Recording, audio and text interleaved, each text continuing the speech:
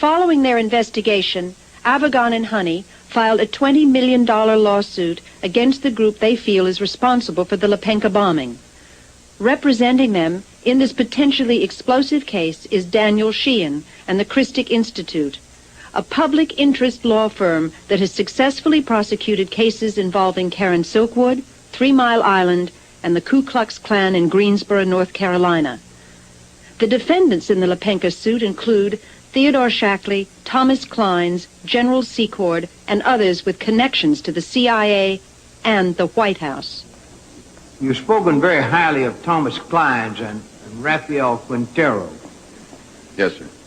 And you indicated that you'd use the services of both in your Contra or Iran project, some of them. Well, as you're no doubt aware, you and Thomas Clines and Rafael Quintero and others have been sued in federal court in Florida for a vast array of alleged illegal and corrupt practices beginning as far back as 1960s. Did you know about that? Of course I know about it. Well, the allegations include the organization of assassination program funded by the drug kingpin in Laos and laundering of millions of dollars skimmed from sale of military weapons to the Shah of Iran, and they've got the provision of military services to Somoza and laundering Colombian drug money. This suit, which was filed in May of last year, is the most outrageous fairy tale anybody's ever read.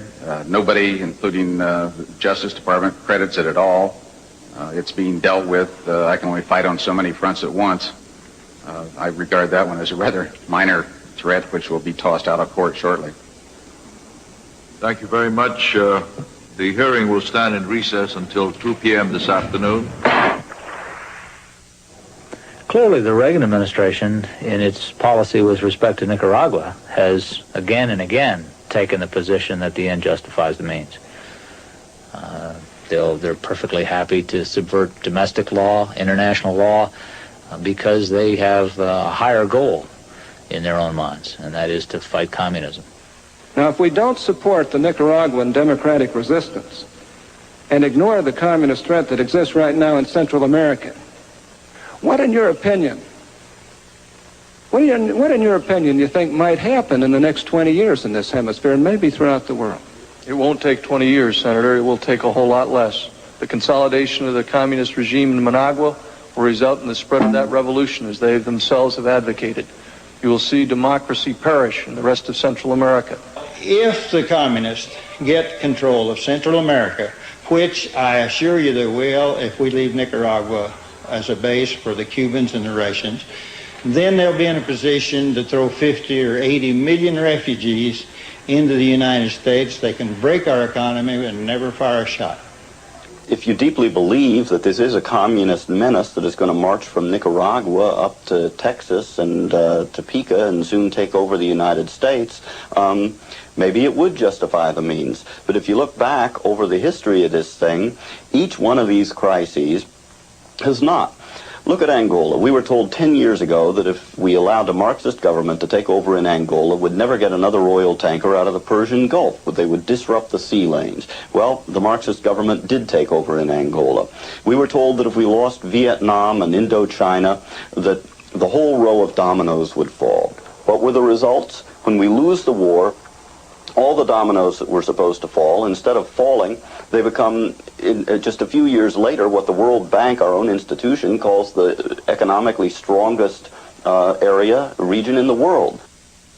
Counsel, I don't believe that anyone who served in Vietnam, who saw what happened as a consequence of our efforts, when in my opinion we won all the battles and then lost the war, could ever be unaffected by that unless they were totally insensitive.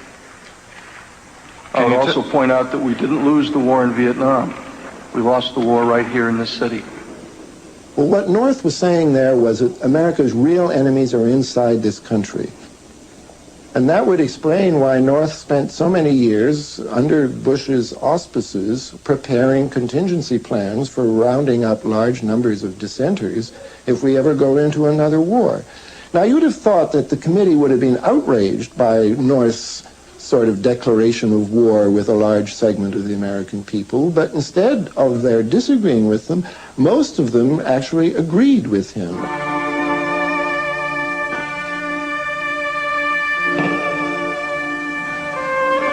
The fear of an enemy within is not new in American government. In 1942, amidst the hysteria following the bombing of Pearl Harbor, over 100,000 Americans of Japanese descent were rounded up and put into mass prison camps. They were accused of no crime, given no trial, but remained incarcerated for several years. This internment of Japanese Americans is thought by many to be one of the darkest moments in American history. But could it happen again?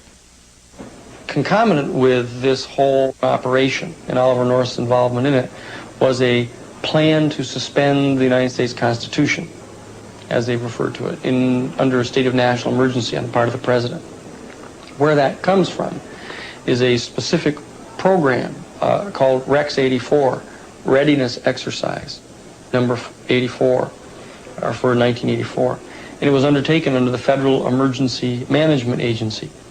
Now, this was a national executive branch agency that was originally set up at the very end of the Carter administration to do nothing more than to coordinate the national flood relief, hurricane relief, Red Cross stuff, things, to get the government programs all brought under one umbrella so they could coordinate them. When Reagan was elected to the presidency, he installed Louis Giuffrida as head of FEMA, the Federal Emergency Management Agency. Giuffrida was an old, cold warrior from Reagan's California days whose specialty was suppression of unrest and dissent. Giuffrida, North, and George Bush began to turn FEMA into an instrument of domestic anti-terrorism. You're dealing with a group of people in the Reagan administration who equated political dissent with treason and who cannot differentiate between emergency procedures, which I think everyone agrees are necessary, and suppressing political dissent. And with North and Poindexter and Casey, you had a group of people who saw Americans who disagree with them as the enemy.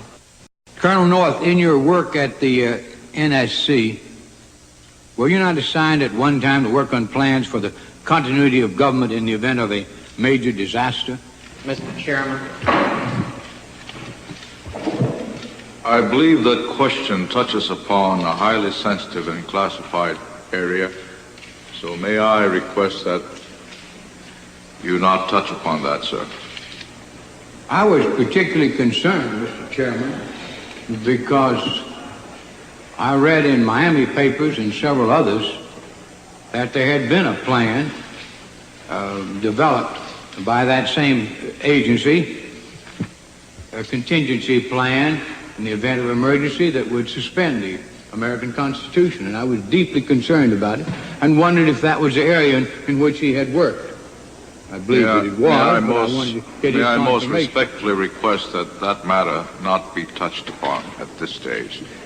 If we wish to get into this, I'm certain arrangements can be made for an executive session. And tragically, the only member who got close was Jack Brooks, and he was stopped by the chairman. But the truth of the matter is that, yes, you do have those standby provisions, and the plans are there, and the statutory emergency plans are there, whereby you could, in the name of stopping terrorism, apprehend, invoke the military, and arrest Americans and hold them in detention camps. If the president ordered a direct strike into Central America, which was to be codenamed Operation Night Train, we got the documents on it, that they would set up a concomitant domestic readiness exercise or war game scenario called Rex 84, the main rationale of which was to round up 400,000 undocumented Central American aliens within a 2-week period of time and incarcerate them in 10 military detention camps. They rehearsed this, but of course if you were rehearsing the rounding up of 500,000 aliens, you have also rehearsed the rounding up of 500,000 critics of the administration.